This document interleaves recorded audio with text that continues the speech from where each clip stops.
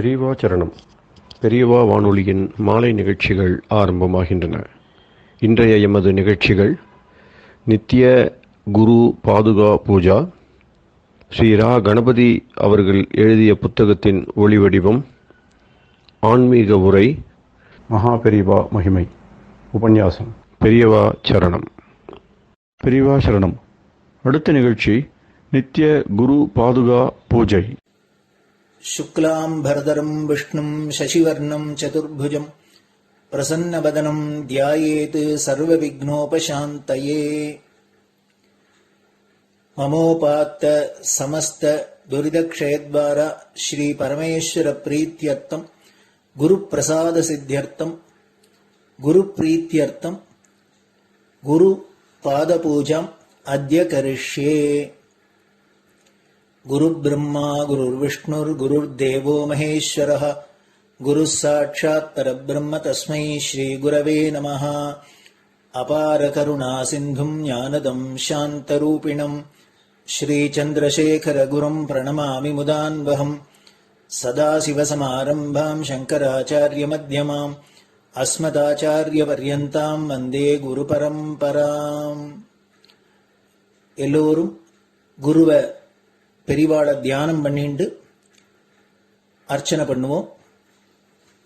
அஷ்டோத்திரம். பெரியவா அஷ்டோத்திரம் பல அஷ்டோத்திரங்கள் இருக்கு. அதுல எளிமையா சுலபமா எது இருக்கோ அதை நான் இப்ப சொல்றேன். எல்லோரும் இதை கேட்டுண்டே திருப்பி சொல்ல முடிஞ்சுவா சொல்லி சொல்லி பெரிவாளுக்கு பாதத்துல ஒவ்வொரு புஷ்பத்தை அர்ச்சனை பண்ணலாம். ओम श्री कांची कामकोटि पीठाधीश्वराय नमः। श्रीमत् चंद्रशेखरेन्द्र सरस्वती गुरुभ्यो नमः। संन्यासाश्रम शिखराय नमः। काषाय दंडधारिणे नमः। सर्वपीठापहारिणे नमः। स्वामिनाथ गुरवे नमः। करुणासागराय नमः। जगदाकर्षण शक्तिमते नमः। सर्वचराचर हृदयस्थाय नमः।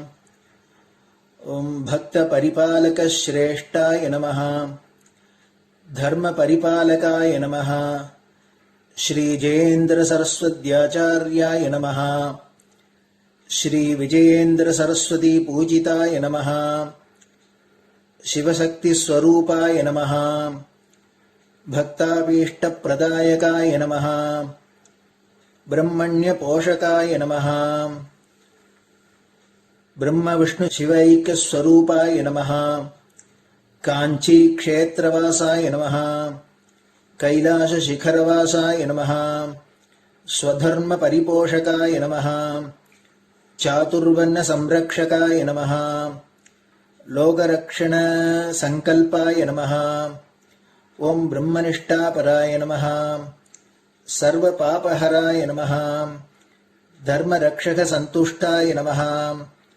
भक्तार्पितधन स्वीकर्त्रे नमः। सर्वोपनिषत् सारज्ञाय नमः। सर्वशास्त्रगम्याय नमः। सर्वलोक पितामहाय नमः। भक्ताभीष्ट प्रदायकाय नमः। ब्रह्मण्य पोषकाय नमः। नानाविध पुष्पार्चितपताय नमः। रुद्राक्ष क्रीडधारिणे नमः। भस्मोद्दोलित विग्रहाय नमः। सर्वज्ञाय नमः। सर्वचराचर व्यापकाय नमः। अनेक शिष्य परिपालकाय नमः। मनश्चाञ्चल्य निवर्तकाय नमः।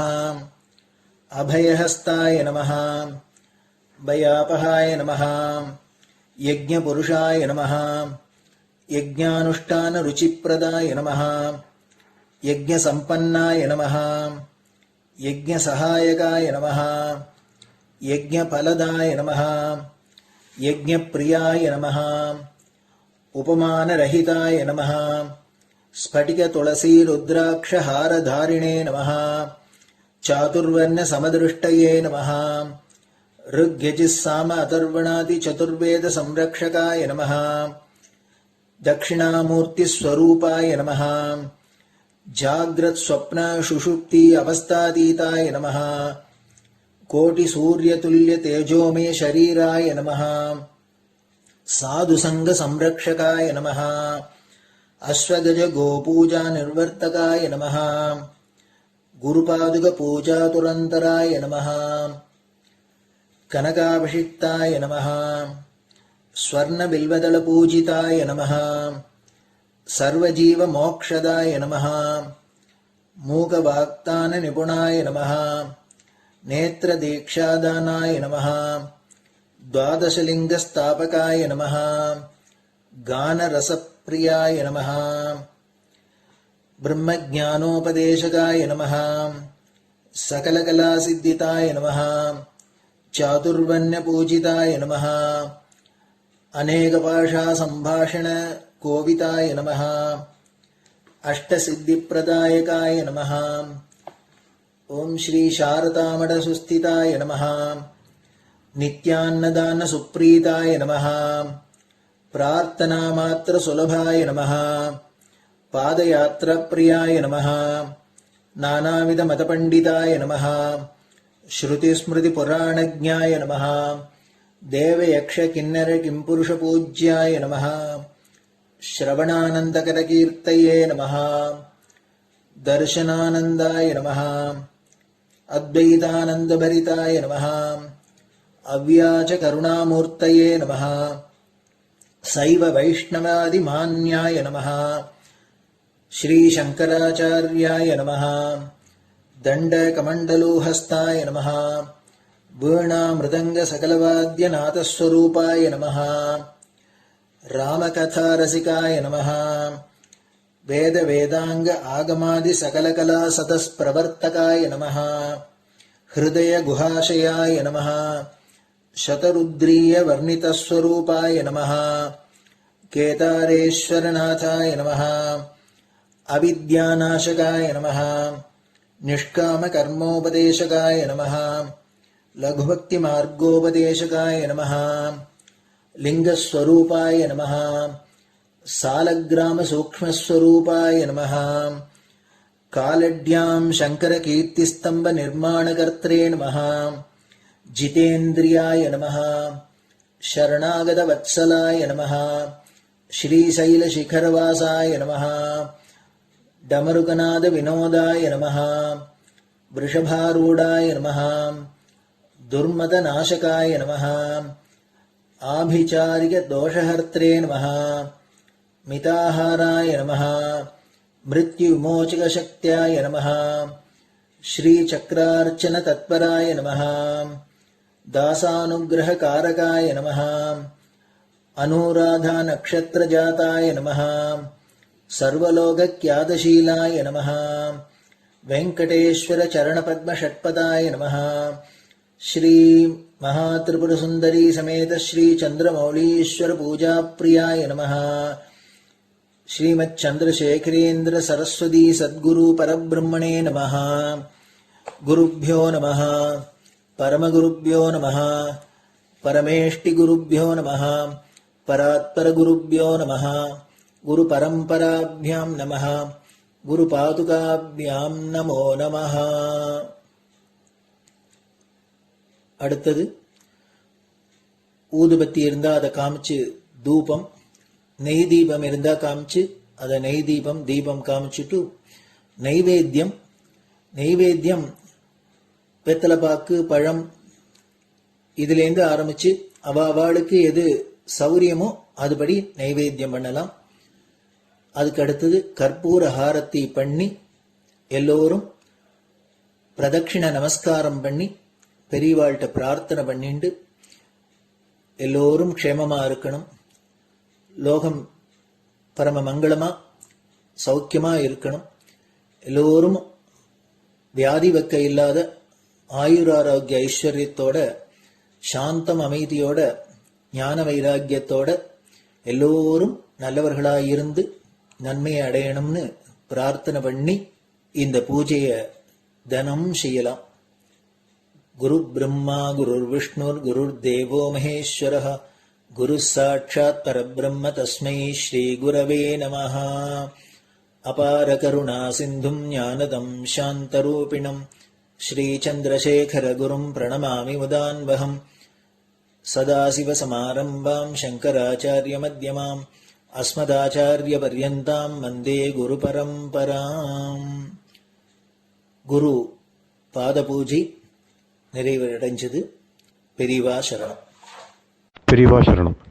பெரியவா வானொலியில் நேயர்கள் அடுத்து கேட்க இருப்பது ஸ்ரீ ரா கணபதி அவர்கள் எழுதிய புத்தகத்தின் ஒளி வடிவம். அளிப்பவர் ஸ்ரீமதி உமா சங்கர் அவர்கள். தேனினும் இனிய சொல்லான் தீச்சுடர் மேனி கொண்டான் ஊனுயிர்க்குயிரதான ஒன்றினைக் கலந்து நின்றான் ஏனினிக் கவலை நெஞ்சே இன்றுனக் அருள் செய்தான் இஞ்ஞானவான் காமகோட்டி நாதனை நம்புவோமே. ஜெய ஜெய சங்கர, ஹரஹர சங்கர. மகா பெரியவாளின் உபன்யாசங்களை ரா கணபதி அண்ணா தெய்வத்தின் குரல் என்ற பெயரில் 7 பாகங்களாக தொகுத்து அளித்ததின் 4ஆம் பாகத்தின் அடுத்த பகுதி அத்வைதம். ஈஸ்வரனை பற்றி சூச்சனை. இங்கேயும் கூட சூச்சகமாக அவர் ஈஸ்வரனை சொல்வது போலவும் ஒரு விஷயம் இருக்கிறது. எனக்கே இப்போது பேசிக்கொண்டு போகிற போதுதான் அது தெரிகிறது. புத்திக்கும் உயர்ந்தது ஆத்மா என்கிற இடத்தில் ஆத்மாவை அது என்று சொல்லாமல் அவன் என்று சஹா போட்டுத்தானே சொல்கிறார். அவன் என்றதாலேயே அவர் ஈஸ்வரனை சொல்வதாக வைத்துக் கொண்டு விடலாம். அப்படி வைத்துக் கொண்டால் அடுத்த ஸ்லோகத்தில் ஈஸ்வரனை அறிந்து மனசை அடக்கி ஆசையை அழி என்று சொல்வதாக ஆகும். ஈஸ்வரனை அறிந்து மனசை அடக்குவது என்றால் ஈஸ்வரனையே மனசை அடக்குபவனாக அறிந்து அவனது அனுக்கிரகத்தால் அப்படி செய்து கொள்வது என்பதை சொல்வதாகவே அர்த்தம் ஏற்படும். இல்லாவிட்டால் இந்திரியம், மனஸ், புத்தி என்று ஜீவனின் தன்மைகளை பற்றியே பேசும்போது புத்திக்கு அப்புறம் ஆத்மாவை சொல்லாமல் ஈஸ்வரன் என்று சொல்லி மனஸ் அடங்குவதாக முடிப்பதில் அர்த்தமில்லை. ஆத்மாவை அறியும் போது மனஸ் அடங்கி அழிந்து விட வேண்டியதே என்று பார்த்தோம். ஆனால் ஈஸ்வரனை அறிய மனஸ் இருக்க வேண்டும். துவைத ஈஸ்வரனை துவைத மனஸ்தான் அறிகிறது. ஆனபடியால் ஈஸ்வரனை அறிந்து மனஸ் அடங்குவது என்று கீதையில் சொல்லியிருப்பதாக வைத்துக் கொண்டோமானால் அப்படி சொல்லியிருப்பதற்கு அவனை அறிந்தவனுக்கு ஈஸ்வரனே மனோநிகிரகத்தை அனுகிரகிக்கிறான் என்றுதான் அர்த்தமாகும். சஹா அவன் என்பதற்கு ஆச்சாரிய பாஷ்யமும் பிரம்மம் என்றோ ஆத்மா என்றோ இல்லாமல் ஈஸ்வரனை குறிப்பதான பரமாத்மா என்றே இருக்கிறது. புத்தியின் உள்கரு உள்பட காணும் யாவற்றிலும் உள்ளூர உறையும் புத்தியின் சாட்சியான பரமாத்மா என்று ஆச்சாரிய பாஷ்யம் கூறுகிறது. ஆத்ம ஞானமே ஆஷா நாசம். ஆக விஷயம் என்னவென்றால் ஈஸ்வரானுகிரக சமாச்சாரம் எப்படி போனாலும் ஜீவன் செய்ய வேண்டியது வைராகிய அபியாசங்களால் மனசை அடக்க முயலுவதே. இவ்வாறு அடக்கி நிறுத்திய போதுதான் காமத்தை ஒருவன் அழிக்க முடியும். பலாத்காரமாக ஜீவனை பாபங்களில் செலுத்தி நரகத்தில் தள்ளும் சக்தி என்றும் பெருந்தீனி கேட்கிற மகா பாபி என்றும் பகவான் முன்னே திட்டிய காமத்தை அழிப்பதற்கு இப்படி இந்திரிய மனோ புத்திகளை அடக்கி நிறுத்துவதுதான் வழி என்று சொல்லி முடிக்கிறார். அதாவது ஜீவனுடைய தனி ஜீவத்வமே போய் அவன் அத்வைத ஆத்மாவானால்தான் ஆசை போகும். ஆசை போவது மட்டுமில்லை, ஜீவ பாவமே போய்விடுகிறது என்பதால் அத்வைதமான மோட்சானுபவமே கிடைத்து விடுகிறது. பாபத்தில் பிடித்து தள்ளும் சக்தி என்னவென்று அர்ஜுனன் கேட்டதற்கு ஆசை என்று பதில் சொல்லி அதை அடக்க வழி சொன்ன பகவான் இதன் மூலமாக மோட்சத்துக்கே வழி திறந்து விடுகிறார். பின்னால் ஒரு இடத்தில் இதை ஸ்பஷ்டமாகவே தெரிவிக்கிறார்.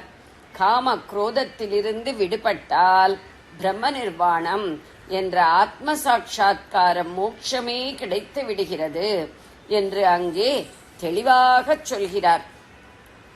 காம குரோத வியுக்தானாம் யதீனாம் யதசேதசாம் அபிதோ பிரம்ம நிர்வாணம் வர்த்ததே விதிதாத்மனாம். கீதை 5வது அத்தியாயம் 26வது ஸ்லோகம். காமக்ரோதத்திலிருந்து விடுபட்டு சித்தத்தை அடக்கி ஆத்மாவை அறிந்து கொண்ட துறவிகளுக்கு பிரம்ம நிர்வாணம் 2லும் கிடைக்கிறது என்கிறார். அபிதோ என்றால் 2லும். அதென்ன 2லும்? இகத்திலேயே மோட்சம். அதுவா? அதுதான் 2 இல்லை என்று சொல்லும் அத்வைதிகளுக்கு ஒன்றாக போய்விடும் 2. இகம் பரம் என்பதான 2 மற்றவர்களுக்கு மோட்சம் என்பது பரலோகம்தான். உடம்பை விட்டுவிட்டு இகலோகத்தை விட்டு போனால்தான் அவர்களுடைய வைகுண்டா கைலாசாதி மோட்சங்கள். அத்வைதிக்கு அப்படி இல்லை. இகலோகத்தில் உடம்பிலே உயிரோடு இருக்கிற போதே அவன் இந்த லோகம் ஒரு மாயா விளையாட்டுத்தான் என்றும் உடம்பு என்பது தான் இல்லவே இல்லை என்றும் தெரிந்து கொண்டு விடுகிறான். வெளியிலே மற்றவர் கண்ணிலே இகலோகத்தில் அவன் வளைய வந்து கொண்டிருக்கிறார் போல் இருந்தாலும் அவன் ஆத்மாவிலேயே நிலைத்தவனாக அதிலேயே ரமித்தவனாக இருப்பான்.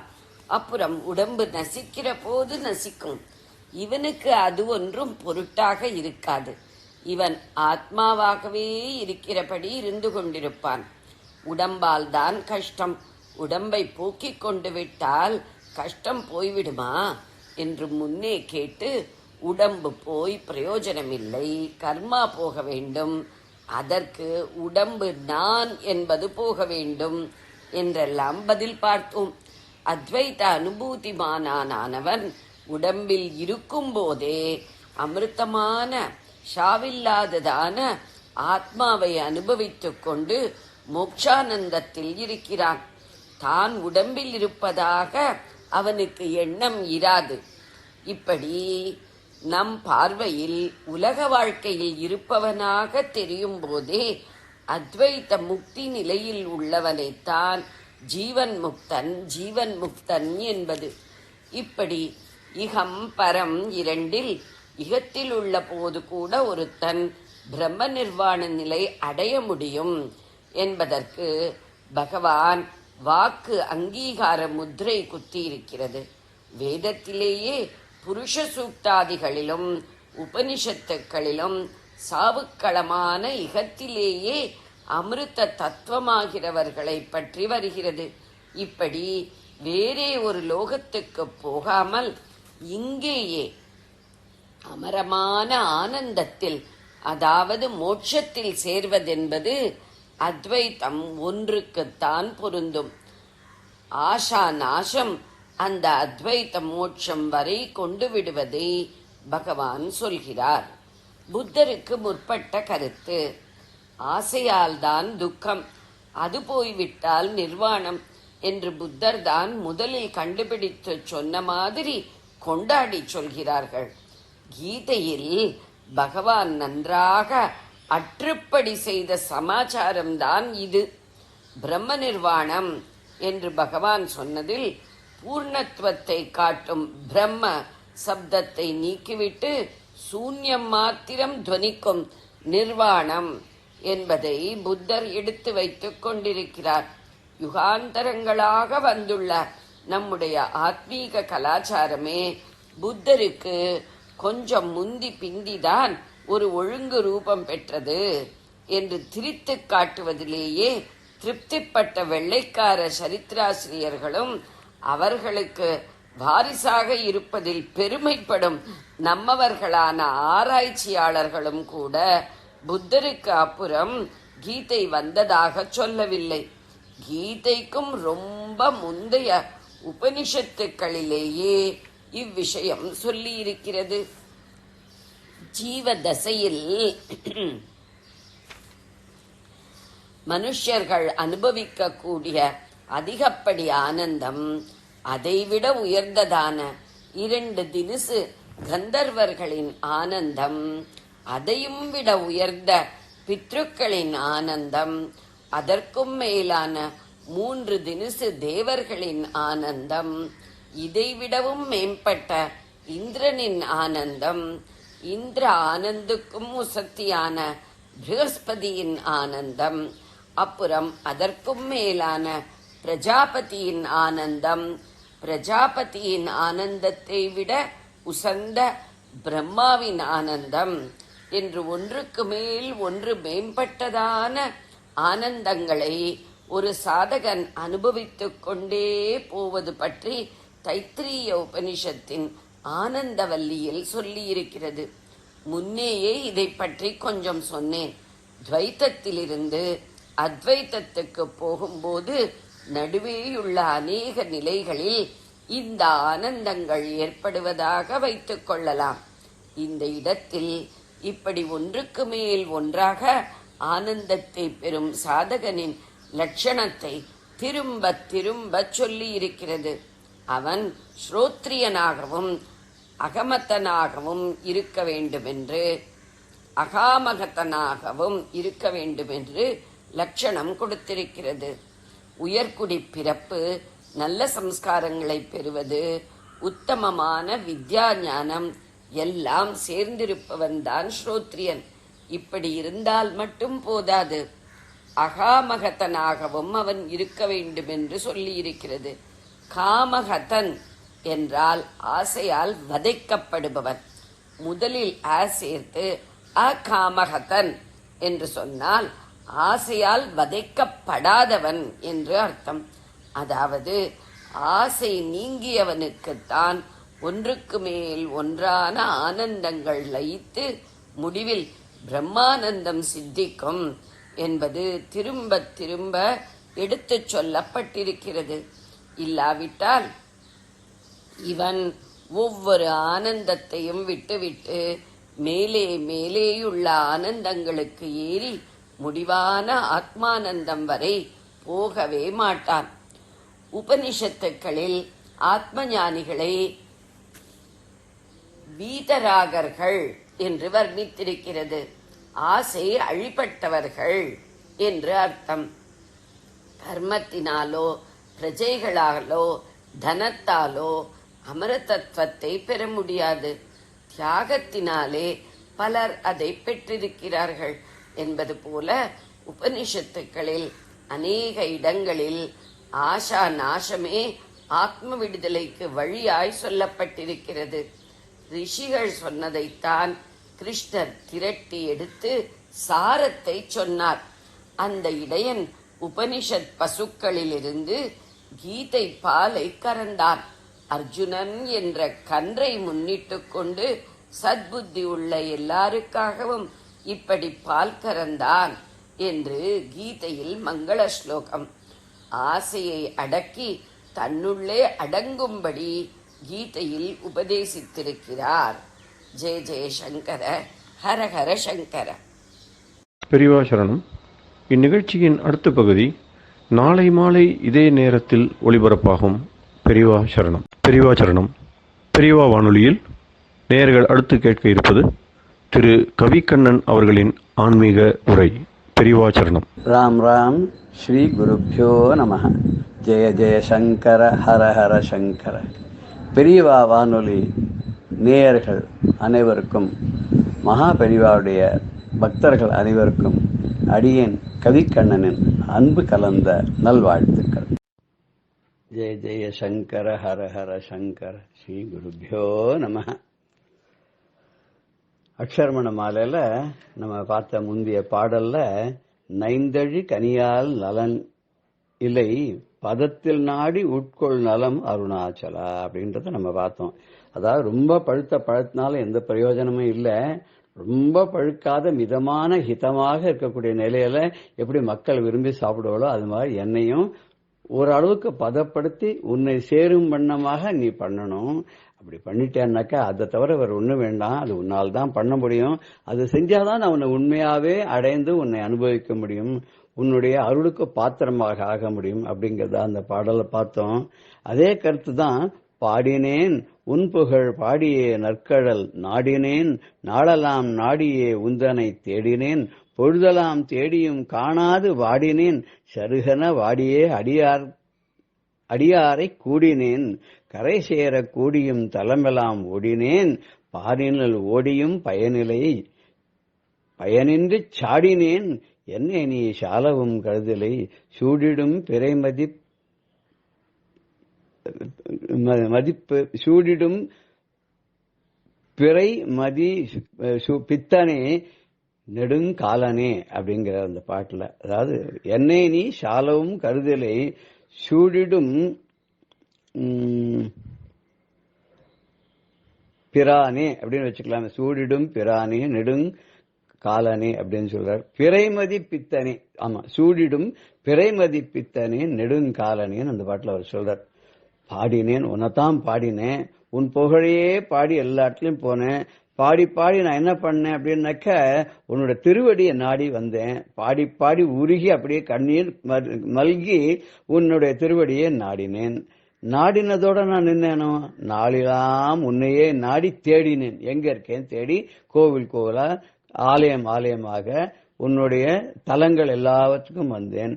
பொழுதெல்லாம் தேடியும் எல்லா இடத்துலையும் தேடிட்டு கடைசியில என்னன்னா உன்னோட அடியாருடைய கூட்டத்துல நான் சேர்ந்தேன். அடியார் கூட்டத்துல சேர்ந்து அவளோட கூடி பஜனை நாம சங்கீர்த்தனம் அது இதுன்னு பண்ணி அவ போற இடத்துக்கெல்லாம் போடி பாரில இந்த உலகத்துல அங்கே இங்கேயும் ஓடினேன். கடைசியில என்ன பண்ணேன் அப்படின்னு கேட்டா எதுலையுமே எனக்கு ஒரு திருப்தியோ பயனோ கிடைக்காத போது உன்னை சாடினேன், உன்னை நான் திட்டினேன். என்னை நீ ஏன் இன்னும் வறுமையில வச்சிருக்க, என்ன இன்னும் பதம் அடையாத வச்சிருக்க, என்ன நீ ஏன் ஏற்றுக்கொள்ளவில்லை அப்படின்னு உன்னை சாடினேன். அப்பவும் நீ என்னை கொஞ்சம் கூட கருதவே இல்லை. ஏன்னா எனக்கு இன்னும் நீ என்னை ஏற்றுக்கொள்ளக்கூடிய அளவுக்கு பதம் வரவில்லை என்று நீ என்ன சேர்த்துக்கலன்னு நினைக்கிறேன். எப்பேற்பட்டவன் நீ தெரியுமா? பிறைமதி சூடிடும் பித்தனே, பித்தா பிறை சூடி பெருமானே அப்படின்னு சொல்லிட்டு சுந்தரமூர்த்தி நாயனார் பாடும் மாதிரி இவரும் பித்தனே நெடுங்காலனே, நெடுங்காலன்னு ரொம்ப காலம் எடுத்துக்கொள்கிறாய் என் அருள் பண்றதுக்கு அப்படின்னு அர்த்தத்துல அங்க எடுத்துக்கணுமா. அவர் பிறைமதி சூடும் பித்தனா, சந்திர கலையை சூடி கொண்டிருக்கூடிய பித்தனே அப்படின்னு சொல்றார். நான் ஏன் அப்படின்னு கேட்டாக்க வஞ்சனை அழுக்கார் ஆது வைத்திடும் பாண்டம் ஆன நெஞ்சனை வலுதில் மேல் மேல் நெக்கு நெக்கு உருக பண்ணி அஞ்சலி செய்யும் கையும் அருவி நீர் விழியுமாக தஞ்சம் என்று இறங்கி காக்க தற்பாதா பரம் உனக்கே. உனக்கு ஒரு கடமை ஒன்று இருக்குப்பா. அது என்னன்னு கேட்டாக்க நீ இந்த மாதிரி என்ன கண்டுக்காத இருக்கக்கூடாது. நான் வஞ்சனை அழுக்காறு இதெல்லாம் இருக்கக்கூடிய அதெல்லாம் நிறைந்த ஒரு பாண்டம் மாதிரி தான், ஒரு பெட்டி மாதிரி தான். ஆனா அப்பேற்பட்ட நெஞ்சனான என்ன கூட நீ வலுவுல என்னை ஆட்கொண்டான நானும் நெக்குருகி உன்னை பணிய கல் நெஞ்சனு கருள்வாய் அப்படின்னு ஒரு பாட்டு நம்ம கேள்விப்பட்டிருவோம். இந்த கொஞ்சம் கூட ஒரு மனசுல இரக்கம் ஈவு எதுவுமே இல்லாத கல்லஞ்சனா இருக்கக்கூடிய என்ன கூட என்னுடைய மனம் உருகும்படியா செஞ்சு என்னை நீ ஏற்றுக்கொண்டு அருள வேண்டும் அப்படின்னு சொல்வார். அப்படி என்னை உருக பண்ணி அஞ்சலி செய்யும் வண்ணமாக கையை கூப்பி கண்ணீர் மல்க நான் அப்படியே உன்னை தஞ்சம்னு நான் உன்னை அடையணும், உன்னுடைய பாதமே கதி என்று அடைக்கலம் புக வேண்டும். அப்ப நீயும் என்னை என்பால் இறங்கி இரக்கம் கொண்டு என்னை நீ காப்பாற்ற வேண்டும். உன்னை தந்து என்னை நீ கொள்ள வேண்டும் அப்படின்னார். உன்னை தந்து என்னை கொள்ள வேண்டும் அப்படிங்கிறார் ரமணர் பகவான். நொந்திடாது உந்தனை தந்து என்னை கொண்டிலை அந்தகன் நீ எனக்கு அருணாச்சலான. எனக்கு எந்த விதமான வருத்தமோ துயரமோ ஏற்படாத வண்ணம் எனக்கு உன்னை அளித்து நல்ல நிலையை கொடுத்து என்னை நீ இன்னும் ஆட்கொள்ளவில்லை, என்னை நீ இன்னும் ஏத்துக்கவே இல்லை. ஏத்துக்கலன்னு எப்படி சொல்றாருன்னா ஏத்துண்டுதான் அவர் இவ்வளவு பண்ணிட்டு இருக்கார். நமக்காக சொல்றார், எனக்கு எந்த விதமான துயரம் வருத்தம் எதுவும் கிடையாதுப்பா. இன்னும் எனக்கு பற்றற்ற நிலையும் எதிலையும் ஆசை இல்லாத நிலையுமாக எனக்கு அப்படி உன்னை தவிர வேறு எதுவும் நினையாத வண்ணம் எனக்கு எந்த துயரமோ வருத்தமோ இல்லாது உன்னடியல்லால் வேறொன்று நினையாத ஒரு நிலை எனக்கு தந்து இன்னும் நீ என்ன ஆட்கொள்ளவில்லையப்பா. நீ நொந்திடாது உன்றனை தந்து என்னை கொண்டிலை இதுவரைக்கும் ஏத்துக்கவே இல்லையே. அந்தகன் நீ என்ன எனக்கு யமனா மாறிட்டியா? யமன் தான் இரக்கமில்லாதவன். அவன் என்ன பண்ணுவான்னா இறக்கமே இல்லாத எருமை மீது ஏறி அமர்ந்து கடைசி காலத்தை பாசக்கேரை போட்டு யாரா இருந்தாலும் இழுத்துன்னு போடுறான் இல்லையோ, அது மாதிரி நீ என்ன பண்ணிட்ட அப்படின்னா என்னை காக்காத அப்படியே காப்பாத்தாத என்னை அப்படியே விட்டுட்டேன்னு நினைக்கிறேன். ஏன்னா உனக்கு என் மேல கருணை இல்லை. அந்த இடத்துல ஒரு அழகான பாடல் பட்டினத்தாடுறது என்னன்னாக்க வாளால் மகவு அறிந்து ஊட்டவல்லே நல்லன் மாது சொன்ன சூழால் இளமை துறக்கவல்லே நல்லன் தொண்டு செய்து நாளாரில் கண்ணிடத்து அப்ப வல்லே நல்லன் நான் இனி சென்று ஆளாவது எப்படியோ திருக்காலத்தி அப்பனுக்கேன்னு ஒரு பாட்டு பாடுறது. என்ன சொல்றாருன்னா, எனக்கு புரிஞ்சு போச்சு நீ ஏன் என்னை ஆட்கொள்ளவில்லைன்னு. ரமணர் நீ இன்னும் ஆட்கொள்ளலன்னு சொல்றார், நீ எனக்கு எமனா இருக்க அப்படின்னு ரமண பகவான் சொல்றார். இவர் பட்னத்தார் என்ன சொல்றாருன்னா, நீ ஏன் என்னை ஆட்கொள்ளவில்லைன்னு எனக்கு ரொம்ப நன்னா புரிஞ்சுடுத்துப்பா. என்ன புரிஞ்சுது அப்படின்னு கேட்கறியா? வாளால் மகவு அறிந்து ஊட்டவல்லே நல்லன். திருத்தொண்ட நாயனார் என்ன பண்ணார், நீ பிள்ளைக்கறி வேணும்னு கேட்ட, அதுக்காக இதுக்கு பள்ளிக்கூடத்துக்கு போயிருந்த பையனை வாசல்னு கூப்பிட்டா அந்த பையன் வரான். அந்த பையனை அம்மாவும் அப்பாவும் ரெண்டு பக்கமும் பிடிச்சுட்டு நறுக்கி அதை கறி பண்ணி இவருக்கு சாப்பாடு போடணுமா. அப்படி ஒரு சிவனடியாராக அவரை சோதனை பண்றார். ஆனா கடைசியில அருள் பண்ணார் அப்படின்னு சொல்லுவா. திருப்பி மகவ இருந்தாச்சு நீயும் கூட உட்காந்து சாப்பிடணும்ன்றார். அவர் திருத்தொண்ட நாயனார் அவரும் உட்கார்ந்து தான் சாப்பிடுற மாதிரி உட்கார்ந்து உடனே போய் பையனை கூப்பிட்டு வாங்குறார். பையன் எங்க இருப்பான், பையனை தான் கறி சமைச்சாச்சே, வாசல் போய் கூப்பிடு வருவாங்கிறார். அதே நம்பிக்கையோட போய் வாசல் போய் சீராளா கூப்பிட்ட உடனே பையன் ஓடி வந்தானா. என்ன இது பகவான் பண்ண மாயை. அப்படி ஒரு நிகழ்ச்சி நடக்கிற மாதிரி ஒரு மாயையை உண்டு பண்ணார். அப்படிப்பட்ட பையனையே குழந்தையவே ஒரே பிள்ளையவே கறி சமைச்சு போடக்கூடிய அளவுக்கு நான் பெரிய பக்தன் இல்லப்பா. அது மட்டும் இல்ல, மாது சொன்ன சூழால் இளமை துறக்கவல்லே நல்லன். நீலகண்டத்தின் மீது ஆணை என்ன தொடாதே அப்படின்னு சொன்னோன்னு திருநீலகண்ட நாயனார் அன்னிலிருந்து தன்னுடைய மனைவியை தொடர்றதே நிறுத்திட்டார். கடைசியில் அவர் ஆட்கொள்றதுக்காக சிவனடியாராக ரெண்டு பேரையும் அவர்கிட்ட ஏதோ அவர் குயவன் நினைக்கிறதோ பாத்திரத்தை ஏதோ கொடுத்துட்டு போறார். அந்த பாத்திரத்தை இவர் பத்திரமா கொடுக்க முடியல. அப்ப நான் பாத்திரத்தை ஒண்ணுமே பண்ணலன்னு அவர் சொல்லும் போது, நீ எனக்கு சத்தியம் பண்ணி கொடு தண்ணியில நின்னுண்டு அப்படின்னு சொல்ற போது, ஒய்ஃபோட சேர்ந்து நின்று எனக்கு ஒருத்தர் பிடிச்சிருந்து எனக்கு நீ நீரில் மூழ்கி எழுந்து சத்தியம் பண்ணுங்கிற போது, ஒரு கம்பை பிடிச்சிருந்து அவர் மூழ்கி எழும்போது பழையபடி எல்லாம் மாறி நல்லவராய் அவர் ஈஸ்வரனாக காட்சி தந்தார் சிவனடியார் அப்படின்னு சொல்றார். அப்பேற்பட்ட நான் திருநீலகண்ட நாயனார் போலவும் நான் இல்ல. சரி, அது இல்ல, அந்த வேடன் ஒருத்தருக்கானே, மார்காவர்த்தித்த பாதுகா பசுபதேகே அங்கஸ்ய கூர்ச்சாயத்தே கண்டூஷாம்பு நிஷேச்சனம் புரரி போகோ நவி திவ்யாபிஷேகாயத்தே கிஞ்சித் பக்ஷித மாம்ச சேஷகவளம் நவி உபகாராயத்தே பக்தி என்ன கரோதி அகோ வனச்சரகா பக்தாவத்தம் சாயத்தேன்னு சிவாந்தர்ல சொல்வார் ஆச்சாரியர். அதுல வர்ணச்சரன் வேடன் இருக்கானே, அவன் அவன் பண்ண பூஜை மாதிரி நான் என்ன பண்ணேன்னா இல்ல, அவன் தன்னுடைய செருப்பு காலால் தலையில இருக்கிற பழைய பூக்கள் எல்லாம் தள்ளுவான், வாயில கொண்டு எச்சல் நீரால் அபிஷேகம் பண்ணுவான், அவன் கடிச்சு சாப்பிட்ட மாம்சத்துண்ட நைவேத்தியம் பண்ணுவான். ஆனா அவன் பெரிய பக்தன் ஆயிட்டான். அவன் நீ எப்படி சோதனை பண்ண, கண்ணில் ரத்தம் வரும்படியா பண்ணி அவனுடைய கண்ணை எடுத்து உனக்கு அப்பும்படியாக நீ பண்ணாய். அப்படியெல்லாம் பண்ணக்கூடிய அளவு கூட எங்கிட்ட எந்த விதமான சக்தியும் கிடையாதப்பா. நான் ரொம்ப சாதாரணவன், எனக்கு எதுவுமே புரியாதவன், நான் ஒரு சிறு குழந்தை போல. நீ எனக்கு ஒரு நல்ல பதத்தை காட்டி, உன் திருப்பதத்தை காட்டி எனக்கு நல்ல பதத்தை உண்டு பண்ணி உன்னுடைய பதங்கக்கூடிய கைலியங்கிரியில இருக்கக்கூடிய இடத்துக்கு என்ன நீ சேர்த்து கொண்டு போய் நற்பதத்தை நீ அருளணும். அது இல்லைன்னா நான் எதுக்கும் பிரயோஜனம் இல்லாதவனா ஆகிவிடுவேன் அப்படின்னு சொல்றார். வைத்திடும் காலை பிடித்து கண்ணில் மார்பில் வைத்து அணைத்து கொண்டு கையால் வளைத்து கட்டி சித்தமிசைப்புக இருத்தி பிடித்து கொண்டு தேக்கமர இன்ப சுகம் சேர்வது என்றோ அப்படின்னு தாய்மானவர் கேட்ட மாதிரி உன்னோட காலை கட்டியமா பிடிச்சுண்டு அதை தூக்கி என்னுடைய மார்பில் வச்சு அணைச்சுண்டு உன்னையும் அப்படியே கட்டி இறுக பிடித்து யானை தொடர்ந்து சிக்கனை பிடித்தேன்னு பிடிச்சு கொண்டு இந்த மனதுக்குள்ள உன்னையே வச்சு என்றென்றும் உன்னை விடாது பற்றி உன் அருளையே நான் நாடி இருக்கக்கூடிய அந்த ஒரு நிலையை, மயக்கமில்லாத நிலை எனக்கு என்னைக்கு வரும் அப்படிங்கிறார்.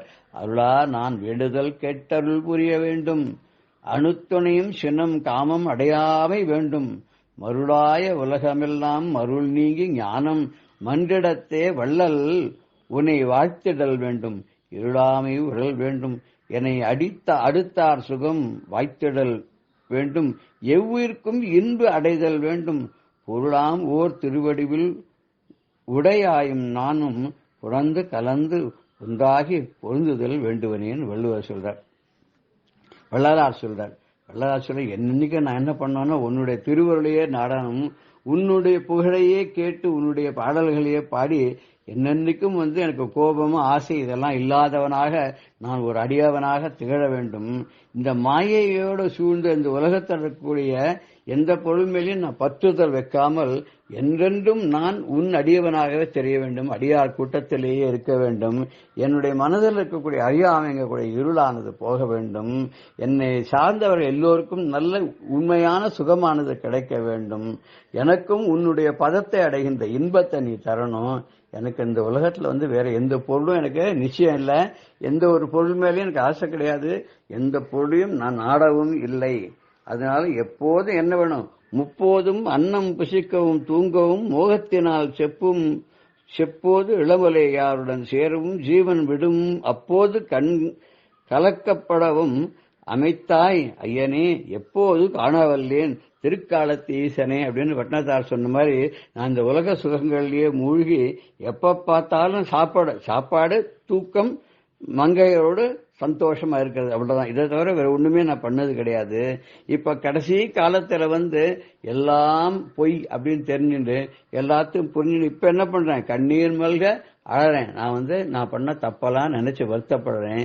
எத்தனையெல்லாம் நான் இழந்துட்டேன், உண்மையில பக்தி பண்ணாதனால நான் இழந்தவை என்னென்ன அப்படிங்கறத நினைச்சு நான் ரொம்ப வருத்தப்படுறேன். அப்பேற்பட்ட நிலை எனக்கு கொண்டு பண்ணிட்டியே, அதுல இருந்து என்னை மீட்டெடுத்து என்னை எப்போது நீ காக்க போகிறாய், என்னை காப்பாற்ற வேண்டியது உன்னுடைய கடமை இல்லையா? நீ என்னை காப்பாற்ற வேண்டும். உன்னை விட்டா எனக்கு வேற யாரு கத்தி? உன்னை தவிர நான் யார்கிட்ட போவேன்? நான் யார்கிட்டையும் போக முடியாது. யார்கிட்ட போய் யாராலையும் என்னை காப்பாற்றவும் முடியாது. காப்பாற்றுபவர்களால் எனக்கு அடைக்கலம் கொடுத்து எனக்கு உத்தரவாதம் எதுவுமே கொடுக்க முடியாது. அப்பேற்பட்ட நான் உன்னை தவிர வேற யாரையும் போய் அடைக்கலம்னு போய் சேர்ந்து நான் எங்கேருந்து உருப்படுறது சொல்லு. அதனால என்ன நீ கொஞ்சம் தயவு பண்ணி என்ன நீ ஏத்துக்கணும், என்னை நீ ஆட்கொள்ளணும். அது இல்லாத நீ என்னை தள்ளிவிட்டு எனக்கு நீயே யமனாகக்கூடாது. கதாவா துவாம் திருஷ்டுவா கிரீஷ தவ பவ்யாம் அங்கிரியுகலம் கிரஹீத்வா ஹஸ்தாபியாம் சிரசி நயனே வக்ஷசி வகன் சமாஸ்லிஷ்ய ஆக்யாய ஸ்புட ஜலத கந்தான் பரிமளான் அலப்யாம் பிரம்மாத்யைஹி முதம் அனுபவிஷ்யாமி ஹிருதயே அப்படின்னு சிவாந்தலையில ஒரு பாடல். அந்த பாடல் நான் எப்போ கிரீஷ உன்னை நான் பார்ப்பேன், உன் தரிசனம் கண்டு உன்னுடைய பாதங்களை எல்லாம் நான் அப்படியே என்னுடைய கைகளால தூக்கி தலையில வச்சிருந்து என் கண்ணுல ஒத்திண்டு மார்போட அணைச்சுண்டு உன்னையே கட்டி தழுவி கொண்டு உன்னுடைய பாதத்தில் இருக்கக்கூடிய புஷ்பங்களுடைய வாசனைகள் எல்லாம் அப்படியே முகர்ந்து பார்த்து நான் எப்பப்பா நான் இந்த மாதிரி நிலைய பிரம்மா முதலானவர்கள்லாம் வணங்கக்கூடிய பெருமானே நான் எப்ப இதெல்லாம் அடைஞ்சு எனக்கு ஒரு சந்தோஷம் எனக்கு கிடைக்கும் சிவானந்தர் கேட்கிறார். அதே பாடல் தான் தாய்மானவரும் வைத்திடும் காலை பிடித்து கண்ணில் மார்பில் வைத்து அணைத்து கொண்டு கையால் வளைத்து கட்டி சித்தமிசை புகழ் இருத்தி பிடித்து கொண்டுன்னு சொன்னாலே அந்த மயக்கமற்ற நிலை என்னைக்கு தருவாயின்னு எல்லாம் பெரியவாயெல்லாம் ஒரே மாதிரியா தான் நமக்காக சொல்லி வச்சிருக்கா. நாம் அந்த வழியை பின்பற்றணும்னு நமக்கு எந்த விதமான கஷ்டமும் இல்லாத பகவான் அடைவது சுலபமாக இருக்கும். நாமளும் அந்த வழியை பின்பற்றுவோமாக. ஜெய ஜெய சங்கர ஹர ஹர சங்கர. ஸ்ரீ குருபியோ நமஹ. ராம் ராம். பெரியவா சரணம். இந்நிகழ்ச்சியின் அடுத்த பகுதி நாளை மாலை இதே நேரத்தில் ஒளிபரப்பாகும். பெரியவா சரணம். பெரியவா சரணம். அடுத்த நிகழ்ச்சி மகா பெரியவா மகிமை உபன்யாசம். வழங்குபவர் பிரம்மஸ்ரீ கணேச சர்மா அவர்கள். அருணகிரிநாதர் முருகனை பிரார்த்தனை பண்றார். முருகனா அனுகிரகம் பண்ணு அப்படின்னு சொல்றதை விட எனக்கு குருவா அனுகிரகம் பண்ணு அப்படின்னு சொல்றார். அப்படின்னா அந்த குருவோட பெருமை, அவரோட அருளோட பெருமை நமக்கு தெரியறது. அந்த அருணகிரிநாதர் திருப்புகழ் பாடின அந்த திருவண்ணாமலையில் தான் 1929ஆம் வருஷம் காஞ்சி மகாபெரிவா தீப தரிசனம் பண்ணினாங்கிறத பார்த்தோம். அந்த தீப தரிசனத்தை முடிச்சுண்டு பெரியவா செங்கம், ஹரூர், தர்மபுரி, தீர்த்தமலை இதெல்லாம் யாத்திரை பண்ணிண்டு ஹோகனேக்கல் அப்படிங்கிற இடத்துக்கு வந்தா. தர்மபுரிக்கு பக்கத்துல இருக்கு ஹோகனேக்கல். காவிரி அங்கதான் என்டர் ஆறுது, தமிழ்நாட்டுக்குள்ள கர்நாடகாலேருந்து உள்ளுக்குள்ள வருது. அந்த நீர்வீழ்ச்சி, அந்த இயற்கை காட்சியெல்லாம் பார்த்தாலே மனசுக்கு நம்மள அறியாத ஒரு ஆனந்தம் ஏற்படும். முன்னமே சொல்லியிருக்கேன், பெரியவாளுக்கு இந்த இயற்கை காட்சிகள்லாம் ரசிக்கிறதுலயும் ரொம்ப பிரியம் அப்படின்னு. நாஸ்திகர்கள்லாம் கூட சொல்றாளோ இல்லையோ, ஈஸ்வரன்னா ஒத்துக்க மாட்டேங்கிற, இயற்கைன்னா ஒத்துக்கிற அப்படின்னா, அதாவது ஆன்மீகத்துல சொல்ற ஈஸ்வரன்கிறதும் நாஸ்திகத்துல சொல்ற இயற்கைங்கிறதுமே ஒண்ணுதான். முன்னமே பார்த்தோம், பஞ்சபூதங்களா பரமேஸ்வரனுக்காக தான் பஞ்சலிங்க கஷேத்திரம், அதுல ஒண்ணு திருவண்ணாமலை அப்படின்லாம் பார்த்துவே. அப்படின்னா என்ன, நிலமா இருக்கார், நீரா இருக்கார், நெருப்பா இருக்கார், காத்தா இருக்கார் அப்படின்னாலே இது இயற்கையா தானே இருக்காருன்னு அர்த்தம். அதனால ஆன்மீகத்துக்கும் நாஸ்திகத்துக்கும் ஒன்றும் ஒரு பெரிய வித்தியாசம் இல்லை. அவளோட வழியில அப்ரோச்சில் வேணா வித்தியாசம் இருக்கலாமே வழிய, அவளோட கொள்கையில தத்துவம் கிட்டத்தட்ட எல்லாம் ஒன்னாவே வந்துடுறது. அதனால இந்த இயற்கையை பார்த்து ரசிச்சாலே நம்மள அறியாத மனசு என்ன பண்ணுது, ஒரு சாந்தத்தை அடையிறது, அமைதி அடையிறது, நம்மள அறியாத ஒரு சந்தோஷம் ஏற்படுறது. இதைத்தானே ஆனந்தோ பிரம்மே திவ்யஜானாது, ஆனந்தம் தான் பிரம்மம், மனசு அடங்கணும், சாந்தமா இருக்கணும், அப்படி இருந்தாலே சந்தோஷம் ஏற்படும் அப்படின்னு தானே சொல்றோம். அதை இயற்கை காட்சிகளை பார்க்கறதுனாலையும் நமக்கு இருக்கு. அதை பார்த்தீங்கன்னா இந்த ஹோகனைக்கல்ல அவ்வளவு ரம்யமா இருக்கும். அதனாலதான் பெரியவா எல்லாத்தையும் அதெல்லாமும் ரசிச்சுட்டே போறா, அதோட பெருமை எல்லாமும் காமிச்சுட்டே வரா. அப்படி ஹோகனைக்கெல்லாம் பார்த்துட்டு மேகதாடு அப்படின்னு ஒரு இடம் இருக்கு. அதாவது கன்னடத்துல மேக அப்படின்னாக்க ஆட்டுக்கு பேர், சமஸ்கிருதத்துல மேஷம் அப்படிங்கிறோம், அவ மேக அப்படிங்கிறா. அந்த மேகதாடு அப்படின்னா ஆடுதான்ற காவேரி அப்படின்னு அர்த்தம். அங்க காவேரி எப்படி இருக்கும்னா இத்தினூண்டுக்கா இருக்கும், சின்ன ஒரு சாக்கடை போறாப்புல, வாக்கியா போறாப்புல இருக்கும். ஒரு ஆட்டுக்குட்டி இந்த கரையிலேருந்து அந்த கரைக்கு தாண்டிடலாம், அவ்வளவு குறுகலா இருக்கிறதுனால அதுக்கு பேர் மேகதாடு அப்படின்னு பேரு.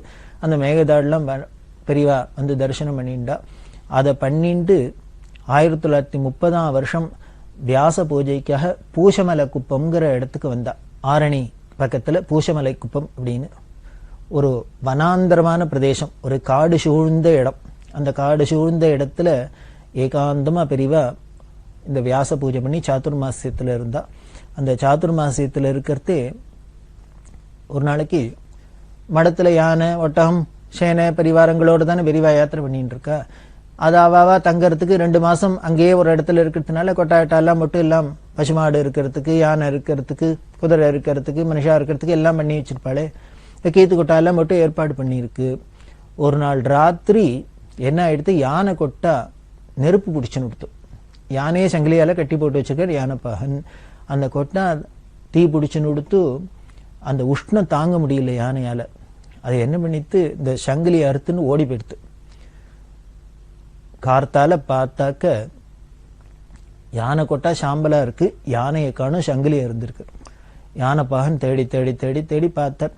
பார்த்துட்டு கடைசியில அந்த ஒரே காட்டு பிரதேசமா இருக்கு இல்லையா, தேடின்னு வரத்தே 5 கிலோமீட்டர் தாண்டி தேடின்னு வந்தா அங்க ஒரு குளம் மாதிரி குட்டை, காட்டுக்குள்ள தண்ணி நீர்நிலை இருக்கு. அதுல இந்த யானை போய் படுத்துட்டு இருக்கு. பாவம், அது இந்த உஷ்ணம் தாங்கல்ல, அதனால தண்ணியை தேடின்னு ஓடி போய் அறுத்துட்டு போய் ஓடி சங்கிலி அறுத்துன்னு ஓடி அந்த தண்ணியில கிடக்கு, அந்த மடுவில் கிடக்கு. இந்த யானைப்பாகன் என்னெல்லாமோ பண்ணி பார்க்குற, ஏந்துன்னு வரமாட்டேங்கிறது. அப்புறம் பலர் பேர் வந்தா எல்லாரும் வந்து அதை என்னெல்லாமோ பண்ணி பார்க்குறா, இந்த தண்ணியை விட்டு வெளியில வரமாட்டேங்கிறது யானை. என்ன பண்றதுன்னு தெரியல. அப்புறம் எல்லாருமே வந்து பெரியவாள்கிட்ட சொன்னான், யானை அப்படி 5 கிலோமீட்டர் தாண்டி அங்கே ஓடி போய் காட்டுல இருக்கு, குளத்துல படுத்துன்னு இருக்கு, வெளியில வரமாட்டேங்கிறது, என்ன பண்ணுன்னு தெரியல அப்படின்னு. பெரியவா உடனே சிரிச்சுட்டு தண்டத்தை தூக்கிட்டு நேரா அந்த இடத்துக்கு வந்தா. வந்து பெரியவா அந்த யானையை கூப்பிட்டா. பெரியவாளை பார்த்தோன்னே அது வெளியிட ஆரம்பிச்சுது. உடனே பெரியவா அதை வெளியில மொல்ல வர சொல்லி அது வெளியில வந்து பெரியவாள்கிட்ட கண்ணால தண்ணி விட்டு அது ஏதோ சொல்றது, அதோட லாங்குவேஜில் சொல்றது. அதாவது நம்மளாம் போய் ஈஸ்வரன்ட்ட பெரியவாள்கிட்ட குறையெல்லாம் சொல்லிக்கலையா, அது மாதிரி அதுவும் சொல்லித்து போல இருக்கு. நமக்கு வேணா புரியல, சர்வஜனான பெரியவாளுக்கு புரிஞ்சிருக்கும். அது என்ன சொல்லித்தோ சொல்றதுன்னதோ எதை பண்ணித்தோ சொல்லித்தோ தெரியல. உடனே பெரியவா தடவி கொடுத்து டாக்டர்ஸை வர சொல்லி அங்க பார்த்தா உடம்பெல்லாம் தீ புண்ணு பட்டிருக்கு, காயம் எல்லாம் பட்டிருக்கு. அதனால அது குளிர்ச்சிக்காக இப்படி தண்ணியிலேயே அமைங்கி இருந்திருக்கு. அதுக்கப்புறம் மருந்தெல்லாம் தடவை சொல்லி அதுக்கு வைத்தியம் எல்லாம் பண்ண சொல்லி எல்லாம் பண்ண சொன்னா பண்ணி அப்புறம் தான் அழிச்சுன்னு வந்து திருப்பி பழையபடி மடத்துக்கு கொண்டு வந்தா. யாரு கூப்பிட்டும் யானைப்பாகம் கூப்பிட்டும் வராதது பெரியவா சொன்னோன்னு பெரியவாளை பார்த்தோன்னே உடனே வந்து அது கண்ணால தார விட்டுன்னு தன்னோட குறைய சொல்லி பெரியவாளோட கூட வருது அப்படின்னா பார்த்தோம். தண்டலங்கிற இடத்துல ஒரு இடையர் பெரியவாளை பார்த்தோன்னே எப்படி பக்தி பண்ணார் அப்படின்னு பார்த்தோம்.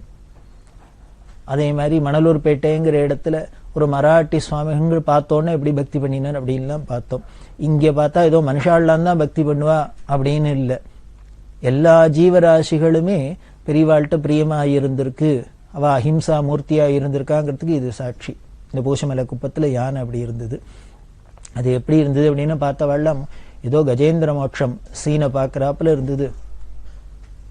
ஓடி இருந்தாரே சுவாமி, கஜேந்திரன் ஆபத்தில் மாட்டின்னு இருக்கான் அப்படின்னு வைகுண்டத்திலேருந்து அறக்க பறக்க ஓடி வந்தார் அப்படின்னு புராணத்தில் சொல்ல முடியும். அது மாதிரி தான் இங்கேயும் அந்த காட்சி இருந்தது. ஒரு தினம் கும்பகோணத்தில் இருக்கிறதே யானை கொட்டால என்ன எடுத்து பின்னால தானே இருக்கும். ராத்திரி ஒரு பெரிய நல்ல பாம்பு வந்து பெரிய பாம்பு படம் எடுத்துன்னு சீர்றது. இதை பார்த்தோன்னா யானை இந்த மாடெல்லாம் பயந்துடும். பாம்பு சீர்றது பயந்துடுத்தோ, எல்லாரும் தூங்கிட்டு இருக்கா. அப்ப இது நடந்திருக்கு போல இருக்கு. இது கத்த ஆரம்பிச்சிருது, யானை பிளிர ஆரம்பிச்சிருது. இதை கேட்டு யானைப்பாகன் ஏந்து வந்து பார்த்துட்டு என்ன இந்த வேளையில யானை கத்தாதேன்னு பார்த்தா பெரிய பாம்பு படம் எடுத்துன்னு நிற்கிறது. இந்த யானை கத்தி எல்லாரும் எந்துன்னு பாம்பு பாம்பு அப்படின்னு கத்தினோன்னா எல்லாரும் சேர்ந்துன்னா பெரியவாளும் எந்துன்னு வெளியில வந்தா. வந்து பார்த்தா என்ன அப்படின்னா இல்லை பாம்பு வந்து கொடுத்து, அதனால இந்த யானை மாடெல்லாம் மிரண்டு கொடுத்து பயப்படுறது அப்படின்னு. பாம்பு அடிக்கப்படாது, பிசாத அதை இருங்கோ, சத்தப்படுத்துங்கோ, ஒரு விளக்கை ஏற்றி வைங்கோ, நல்லெண்ணெய் விளக்கு தானே போயிடும் அப்படின்னா பாம்பு அடிக்க விடலை. அதை இதெல்லாம் பண்ணினோன்னு பரிகாரம்லாம் பண்ணோன்னா அது போயிடுது. சந்திரசேகர குருர் பகவான் சரண்யே. ஒரு வழியா எல்லாம் பாம்பு போயிடுத்துன்னு தோணித்து. சரி இப்ப எல்லாரும் படுத்துக்கலாம் அப்படின்னா நில கொள்ளாத இந்த யானை எப்படியும் அப்படியே தவிக்கிறது, மாடு தவிக்கிறது எல்லாம் பண்றது. என்ன பண்றதுன்னு தெரியல. உடனே பெரியவா சிரிச்சுட்டே சொல்றா, அதுக்குள்ள இந்த பாகம் சொன்னார், இந்த மாட்டுக்காரெல்லாம் சொன்னா, அதான் பாம்பு தான் போயிடுத்து, இன்னும் என்ன பயம், இதெல்லாம் ஏன் பயப்படுறது அப்படின்னு. அதுக்கு பெரியவா சொல்றா, பாம்பு போயிடுத்து பயம் போகலையே இன்னும், அதனால நீ என்ன பண்ணு, அதுக்கு பயமும் போகணும்னா இந்த இடத்துலேருந்து இடத்த மாற்றிக்கட்டு அப்படின்னா. உடனே மாடெல்லாம் யானையெல்லாம் இந்த கொட்டாலேருந்து எடுத்து வேற இடத்துல கொண்டு கட்ட சொன்னா. கட்டினோன்னு எல்லாம் அமைதியாயிடுத்து. சர்வஜன் அப்படிங்கிறதுக்கு இதெல்லாம் சாட்சி போல இருக்கு. நம்மளா இருந்தா ஏன் பாம்பு தான் போயிடுத்து, என்ன பயம், பாம்பு தான் போயிடுத்து என்ன பயம் அப்படிங்கலாம். பாம்பு போனா கூட பயம் உடனே கூட பாம்போடே போயிடுமா, பயம் இருக்குமோ இல்லையோ. அதனால அந்த பயத்தையும் போக்கணும். பாம்பை அந்தனை தள்ளினா மட்டும் போறாது, பயத்தையும் போக்கணும் அப்படிங்கிறதுனாலே போல இருக்கு பெரியவா இந்த கட்ட சொன்னா. அப்படின்லாம் அவளோட சரித்திரத்துல பார்க்கணும். இப்படி யாருக்கு என்ன எப்படி என்ன தேவை எதனால அப்படிங்கிறது எல்லாம் பெரியவாள்கிட்ட ரொம்ப சகஜமா இருக்கும். அது காரணம் அவ பிரேமஸ்வரூபமா இருந்ததுனால, அன்பே வடிவமா இருந்ததுனால எல்லாம் அவளுக்கு இது சுவாவமாவே இருக்கு. இப்படி யானைதான் என்னதான் மாடுதான் அப்படின்னு இல்லை. ஒரு நாய் ஒண்ணு 1927 வருஷத்துலேருந்து இவ யாத்திரை பண்ணிட்டு வரத்தே ஒரு நாய் ஒண்ணு பெரியவா கூடவே இருந்தது. அது எப்படி இருக்கும் அப்படின்னா, பெரியவா பல்லாக்கில் போனா பல்லாக்கு கடியிலேயே போகும். பெரியவா ஸ்நானம் பண்ணிட்டு வந்தாக்க மடியா இருந்தா அது என்ன பண்ணும், பெரியவா கிட்டக்கு வராது. அந்த யாத்திரையில யானை போகும்போது யானை பொறுத்தே 4 காலு கடியில நிழலுக்காக அது கடியில போகும். இப்படி எல்லாம் சர்வ சகஜமா அங்க பழகின்னு இருக்கும் இடத்துலயே அப்படியே இருந்திருந்தது. பெரியவாள் அந்த நாய்கிட்ட ரொம்ப பிரியம் காமிச்சுட்டு தான் பிட்சைக்கு உட்காரத்தே நாய்க்கு ஆகாரம் போட்டாச்சா அப்படின்னு கேட்டுன்னு தான் உட்காருவா.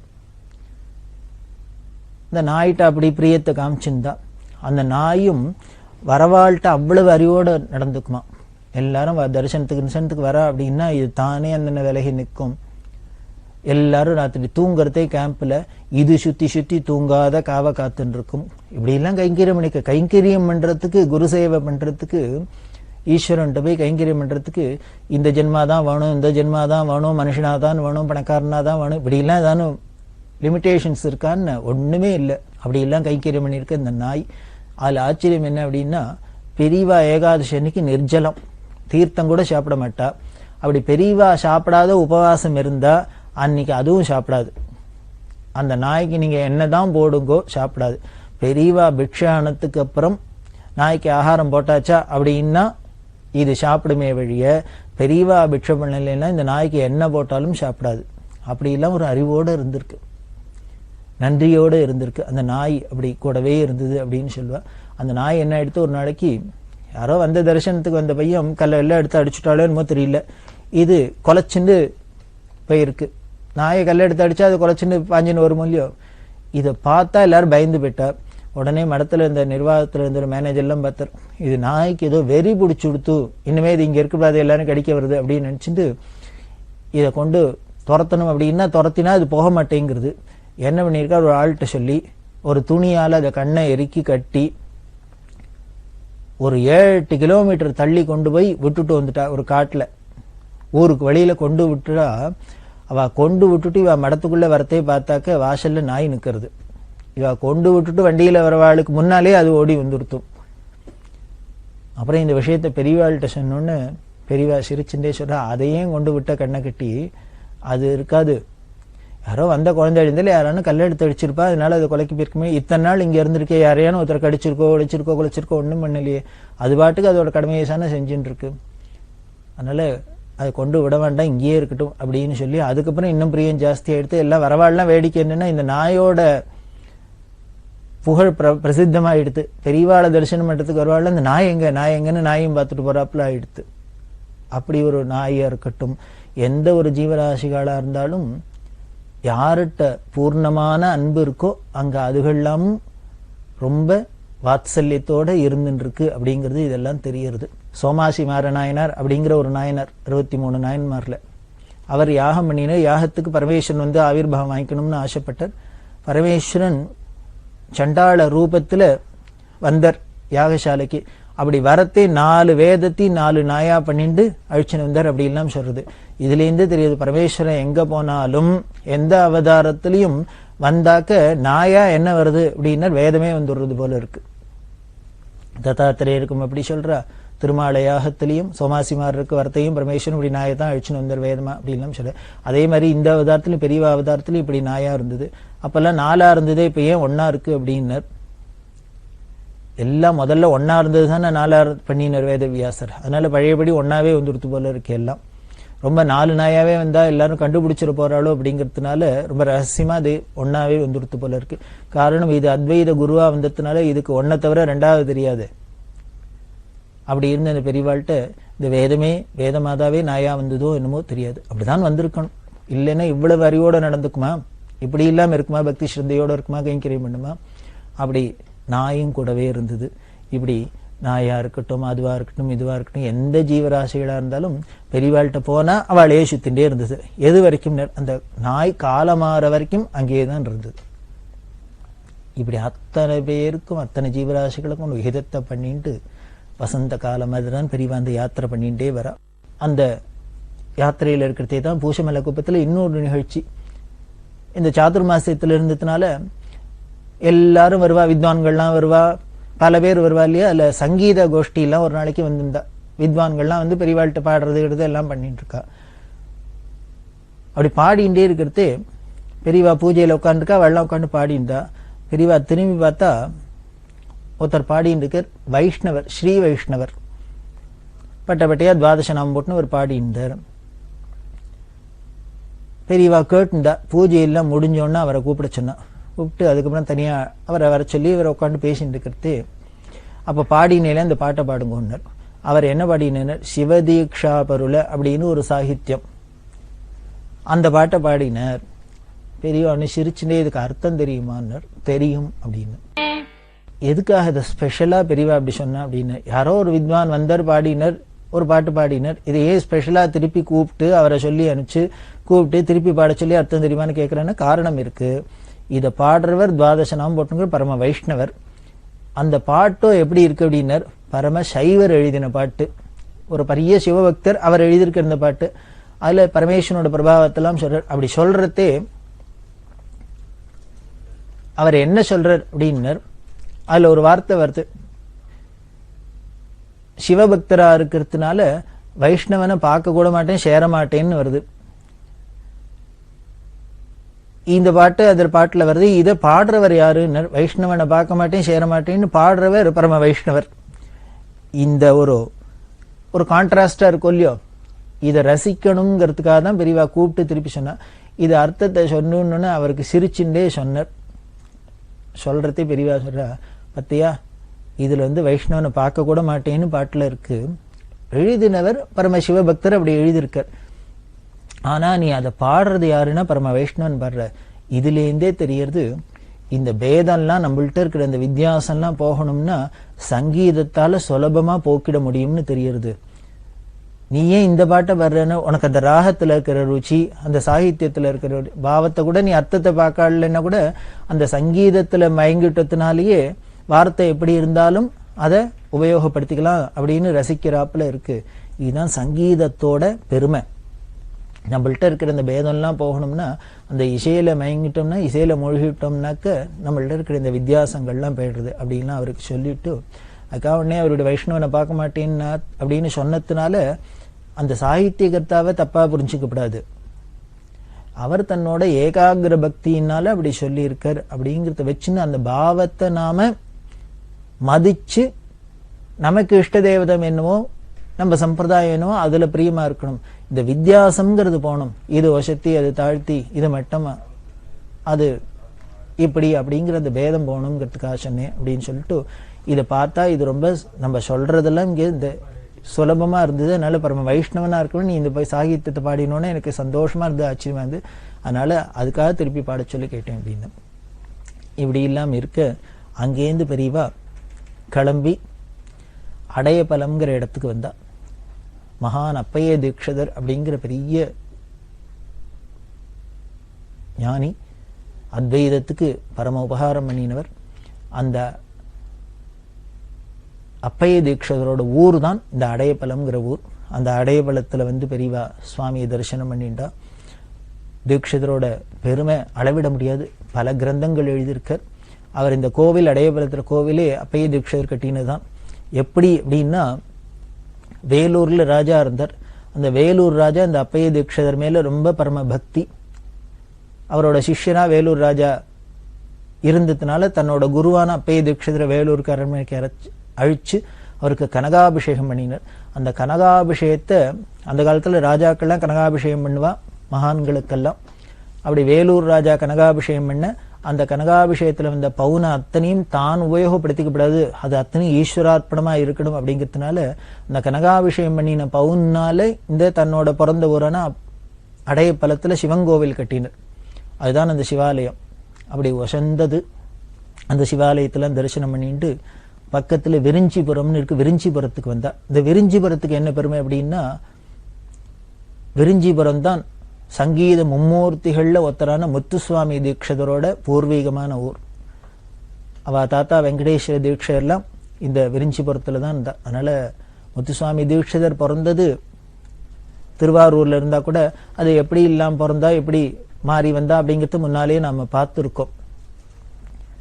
அந்த விரிஞ்சிபுரம்ங்கிறது முத்துசுவாமி தீட்சிதரோட விட அடையபலம் அப்பைய தீட்சிதரும் பிறந்தது இந்த விரிஞ்சிபுரத்துல தான். அவர் இருந்தது அடையபலமா இருந்தா கூட பிறந்தது விரிஞ்சிபுரத்துல. அந்த ஊர்லாம் தரிசனம் பண்ணிட்டா. முத்துசுவாமி தீட்சிதரோட மரகதவல்லி அப்படின்னு ஒரு காம்போதி இலக்கீர்த்தனம், அது பார்த்தா இந்த விரிஞ்சிபுரத்து அம்பாள் மேல பாடினதுதான் மரகதவல்லின்னு பேரு. அதை தரிசனம் பண்ணிட்டு காவேரி பாக்கம் வந்தா. காவேரி பாக்கம், ராணிப்பேட்டை, வாலாஜாப்பேட்டை இதெல்லாம் வழியால ஆற்காடுக்கு வந்தா. ஆற்காடுங்கிறது பெரிய க்ஷேத்திரம், ஷடாரண்யம் அப்படின்னு பேர் அதுக்கு. 6 காடு நிறைஞ்ச இடம் ஷடாரண்ய க்ஷேத்திரம். அதுதான் ஆற்காடு. ஆற்காடு அப்படின்னு சொல்றோம். அது என்ன அவ்வளவு பெருமை 6 காட்டுக்கு அப்படின்னா, 6 ரிஷிகள் தபஸ் பண்ணி வாசம் பண்ணின இடம். அந்த 6 ரிஷிகள் யாராருன்னு பார்ப்போம். பரத்வாஜருங்கிற ரிஷி, அந்த பரத்வாஜர் ஆசிரமம் அமைச்சிண்டு தபஸ் பண்ணின்ற இடம் அந்த ஊர் இப்போ புதுப்பாடி அப்படின்னு பேரோட இருக்கு. அந்த புதுப்பாடியில தான் பரத்வாஜ ஆசிரமம் இருந்தது. ஒரு காடு அது. அந்த ஊர்ல சுவாமி இருக்கு. அந்த சுவாமி பரத்வாஜர் பிரதிஷ்டை பண்ண சுவாமி பேரு பரத்வாஜேஸ்வரர் அப்படின்னு பேரு. 2வது காடு அத்ரி மகரிஷி தபஸ் பண்ணியிருந்தது, அத்ரிவனம். அதை இப்போ குடிமல்லூர் அப்படின்னு சொல்றா. அந்த குடிமல்லூர் தான் அத்ரி மகரிஷி இருந்த இடம், அவர் இருந்த காடு. அந்த ஊர்ல சுவாமி பேர் அத்ரீஸ்வரர்னே பேரு. அதே மாதிரி 3வது அகஸ்திய மகரிஷி, அவர் தபஸ் பண்ணியிருந்த காடு. அது இப்போ காரக்காடு அப்படின்னு சொல்றா. அந்த காரக்காடுல தான் அகஸ்தியர் தபஸ் பண்ணியிருந்தார். அந்த ஊர்ல இருக்கிற சுவாமி பேர் அகஸ்தியேஸ்வரர் அப்படின்னு பேரு. 4வது வசிஷ்டர்.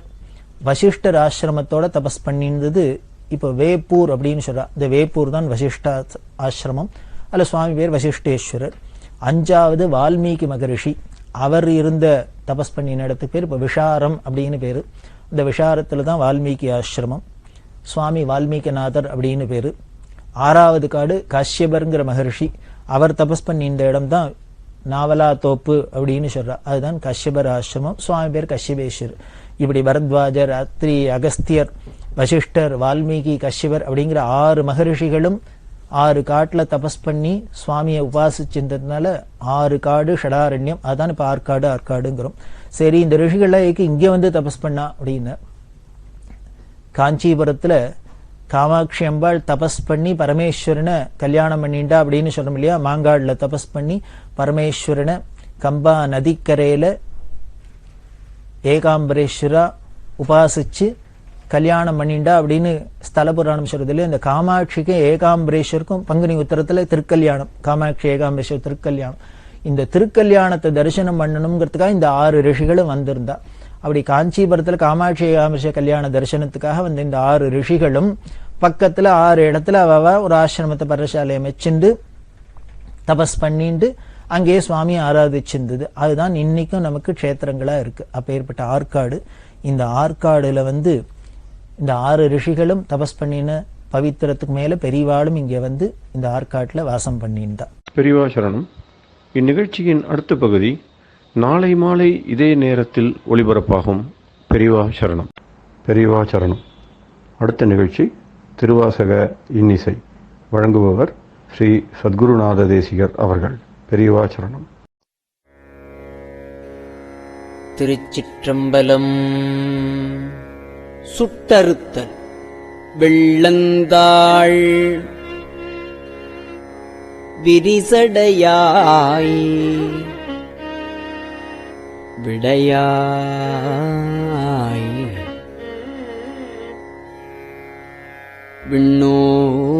விண்ணோர் பெருமானே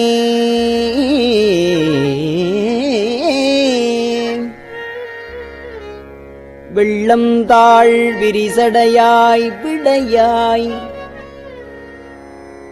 விண்ணோர் பெருமானே எனக் கேட்டு வேட்ட நெஞ்சாய்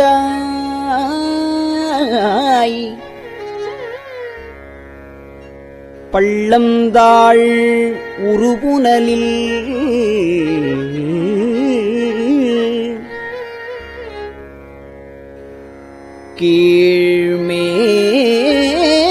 கீழ்மேலாகப் பதைத்து உருகும் அவர் நிற்க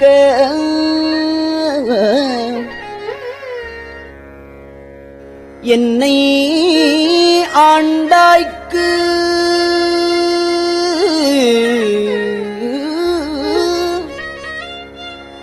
உள்ளந்தாள் நின்று உச்சி அளவும் நெஞ்சாய் உருகாதா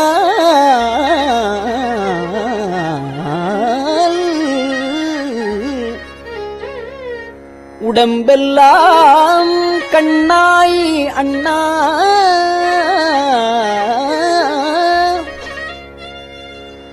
வெள்ளந்தான் பாயாதால் நெஞ்சம் கல்லாம்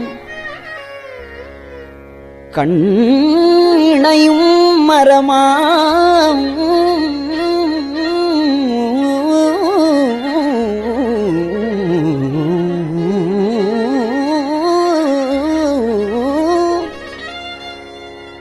கண்ணினையும் மரமாம் தீவினையினேற்கே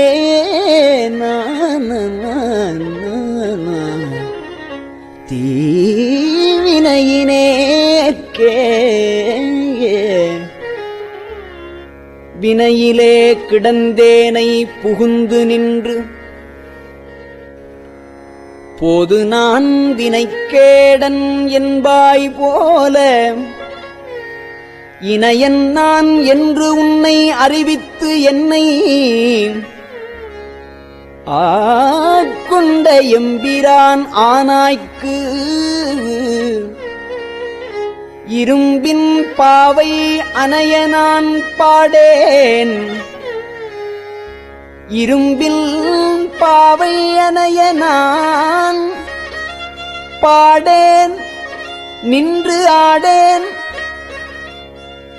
அந்தோ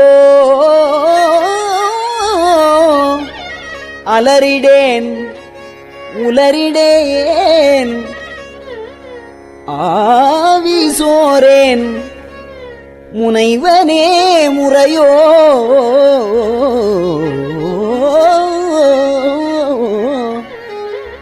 நான் ஆனவாறு முடிவறியேன் முதலந்தம் ஆயினானே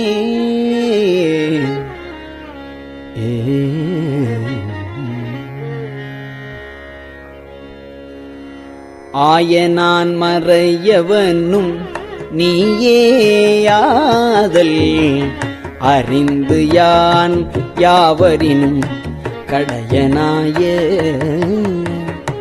நாயினேன் ஆதலையும் நோக்கி கண்டு நாதனே நான் உனக்கோர் அன்பன் என்பேன் ஆயினேன் ஆதலால் ஆண்டு கொண்டாய் அடியாதாம்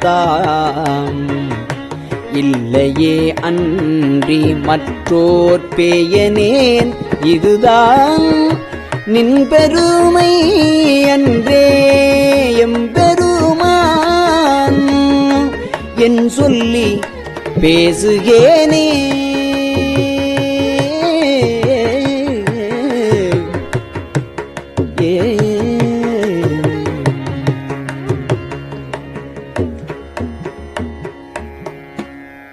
பேசிற்றாம் ஈசனே எந்தாய் எந்தை பெருமானே என்று என்றே பேசிப் பேசி பூசிற்றாம் திருநீரே நிறைய பூசி போற்றி எம்பெருமானே என்று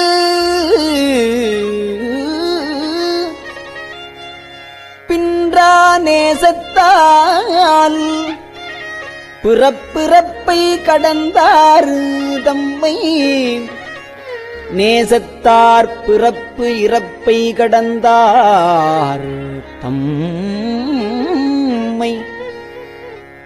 கடந்தார் தம்மை ஆண்டானே அவாவெள்ளக் கள்வனேனை மாசற்ற மணிக்குன்றே எந்தாய் அந்தோ என்னை நீ ஆட்கொண்ட வண்ணம்தானே வண்ணந்தான் சேயதென்று வெளிதே என்று அநேகன் ஏகன் அணு அணுவில் இறந்தாய் என்று அங்கு எண்ணந்தான் தடுமாறி இமையோர் கூட்டம் எய்துமாறு அறியாத எந்தாய் உன்றல் வண்ணந்தான் அது காட்டி எந்தாய் உன்றன் வண்ணம்தான் அது காட்டி வடிவு காட்டி மலர்கழல்கள் அவை காட்டி வழியற்றேனை திண்ணந்தான் பிறவாமல் காத்து ஆட்கொண்டாய்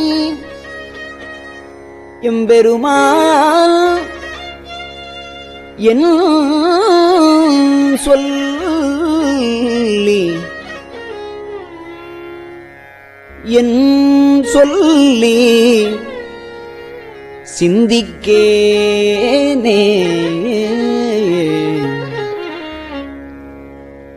சிந்தனை நிந்தனக்காக்கி ஆக்கி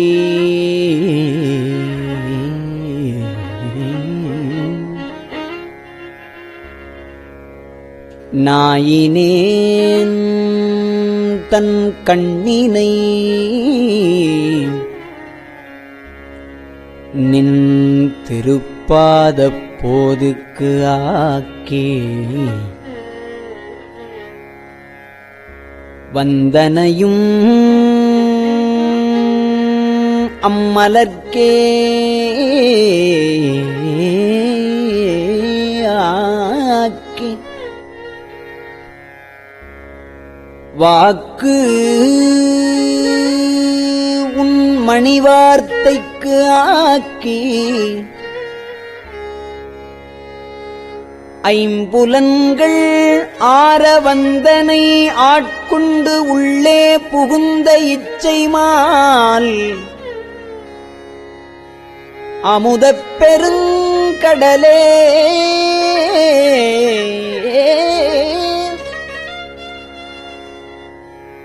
மலையே உன்னை தந்தனை செந்தாமரைக்காடு அணையமே நீ தனிச்சுடரே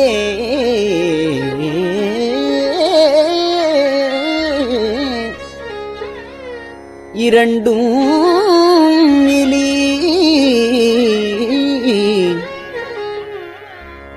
இத்தமியனேற்கே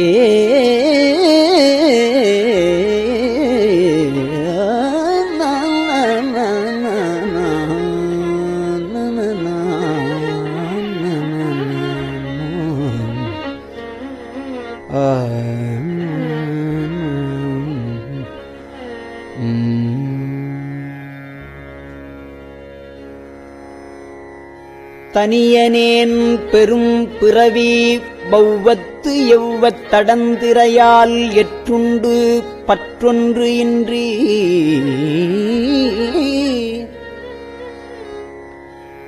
கனியை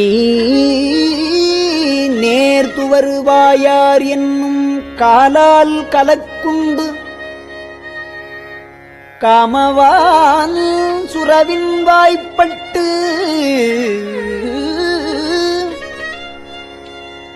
இனி என்னே உய்யுமாறு என்று என்று என்று எண்ணி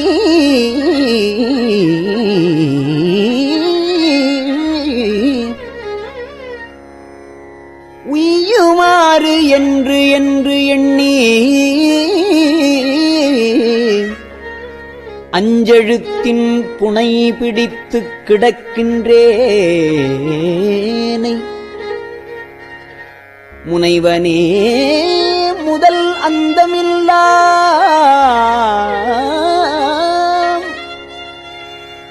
முனைவனே முதல் அந்தம் இல்லாமல்லற்கரை காட்டி ஆட்குண்டாய் மூர்க்கனேற்கே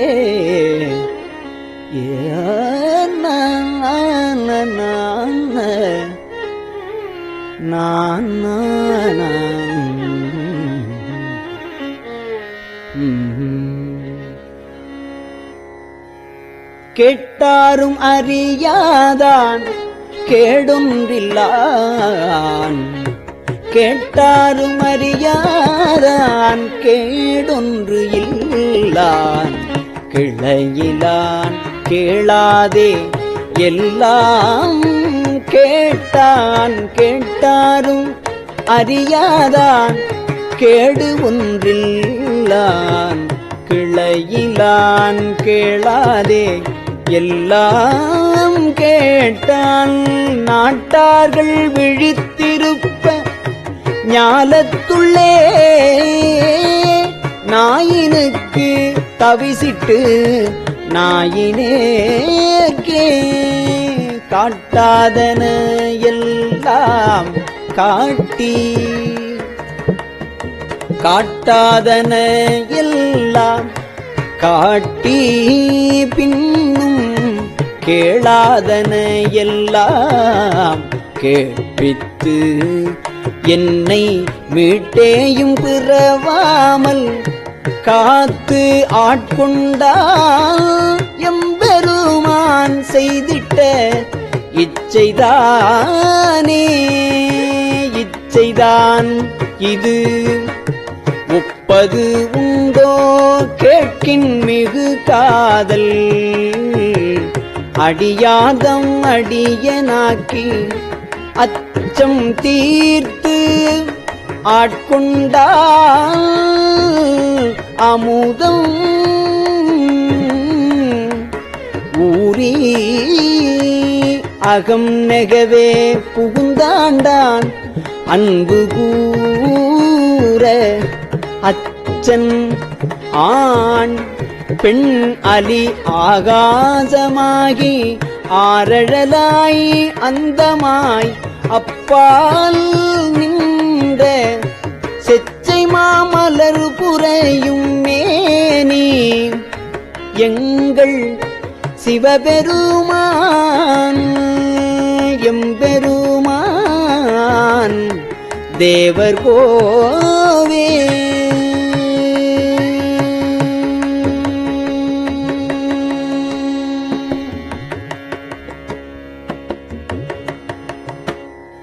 தேவர்கோ அறியாத தேவதேவன்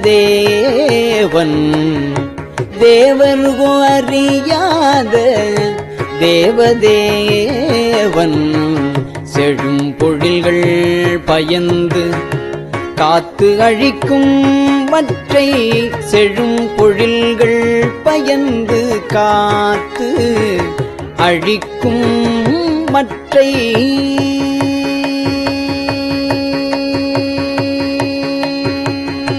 மூவர் கோனாய் நின்ற முதல்வன் மூர்த்தி மூதாதை மாதாளும் பாகத்து எந்தை யாவர்கோன் என்னையும் வந்து ஆண்டு உண்டான் யாவர்கோன் என்னையும் வந்து ஆண்டு கொண்டான் யாமார்க்கும் குடியல்லோம் யாதுமஞ்சோம் யாமார்க்கும் குடியல்லோம் யாதுமஞ்சோம் மேவினோம் அவன் அடியார் அடியாரோடும் மேன்மேலும் குடைந்தாடி ஆடுவோமே மேவினோம் அவனடியார் அடியாரோடும் மேன்மேலும் குடைந்தாடி ஆடுவோமே மேன்மேலும் குடைந்தாடி ஆடுவோமே.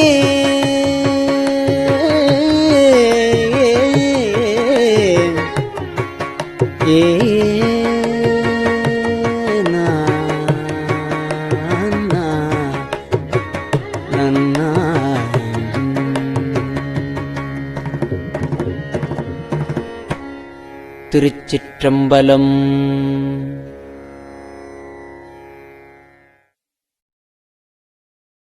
பெரியவா சரணம். இந்நிகழ்ச்சியின் அடுத்த பகுதி நாளை மாலை இதே நேரத்தில் ஒளிபரப்பாகும். பெரியவா சரணம். பெரியவா சரணம். பெரியவா வானொலியின் இன்றைய நிகழ்ச்சிகளின் நிறைவாக திருப்பொன்னூசல் வழங்குபவர் சத்குருநாத தேசிகர் அவர்கள். பெரியவா சரணம். திருச்சிற்றம்பலம். திருப்பொன்னூசல் சீரார் பவளம் கால் முத்தம் கயிறாக ஏறாரும் பொற்பலகை ஏறி இனிதமர்ந்து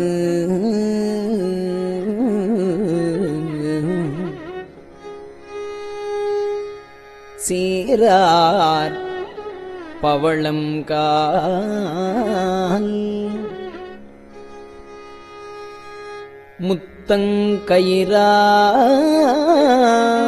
முத்தங்கயிறாக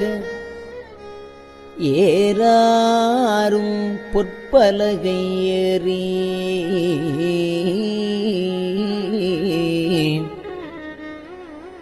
இனிது அமர்ந்து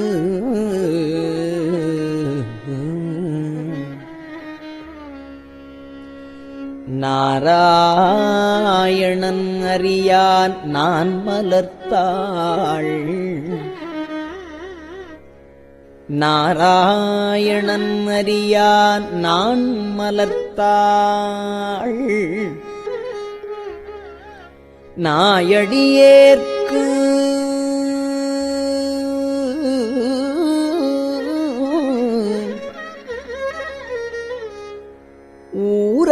ஊராகத் தந்தருளும் உத்தர கோசமங்கை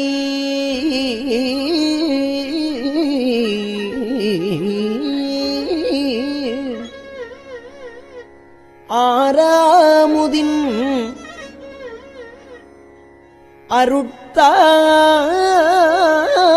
அருட்தாளினை பாடி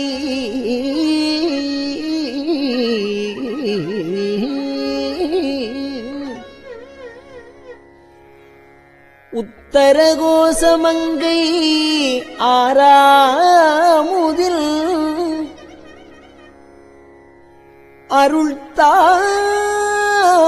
அருள்தாளினை பாடி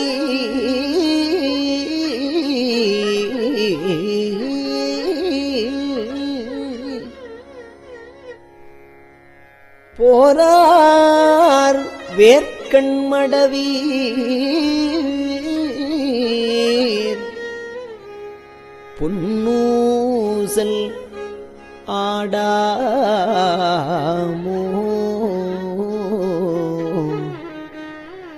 போரார் வேர்க்கண்மடவீர்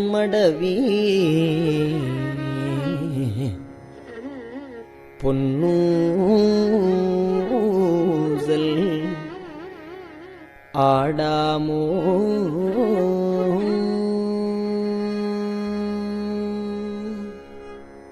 திருச்சிற்றம்பலம்.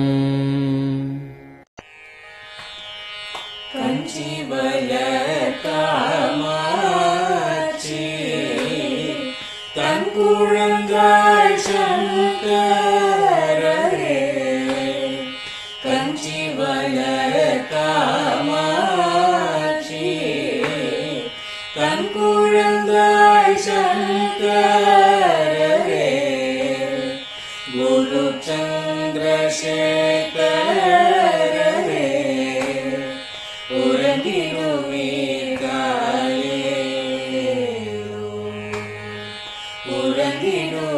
உறங்கிடுவீர்களே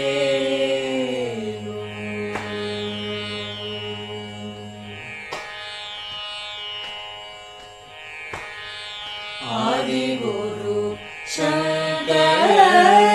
சங்கரராய் அன்றொரு நாள் வந்தவரே அறுபத்து எட்டாகும் பீட்டபதி காலே ஏழுலகும் பூப்பவரே காப்பவரே கடப்பவரே எல்லோர்க்கும் அருள்பவரே உறங்கிடுவீர்களே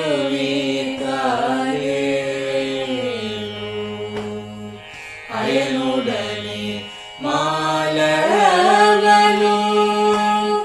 தேடிய பொற்பதத்தவரே அருமறைகள் சாற்றும் முயல் மலர்பதமே காலே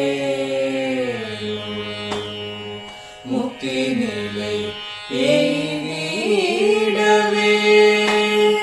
சக்தி தரும் சத்குருவே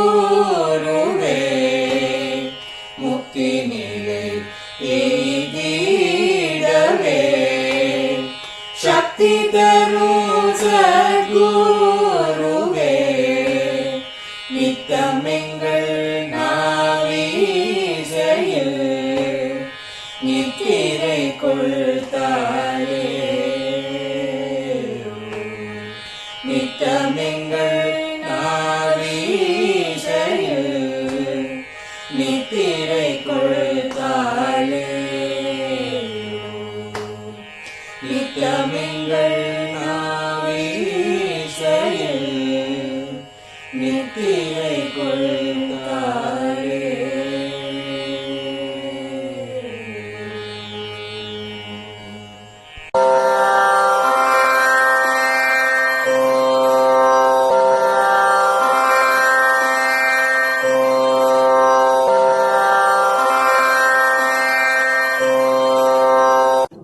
பெரியவா சரணம். பெரியவா வானொலியின் மாலை நிகழ்ச்சிகள் இத்துடன் நிறைவடைகின்றன. எமது அடுத்த ஒளிபரப்பு நாளை காலை இந்திய நேரப்படி 6 மணிக்கு துவங்கும். பெரியவா சரணம்.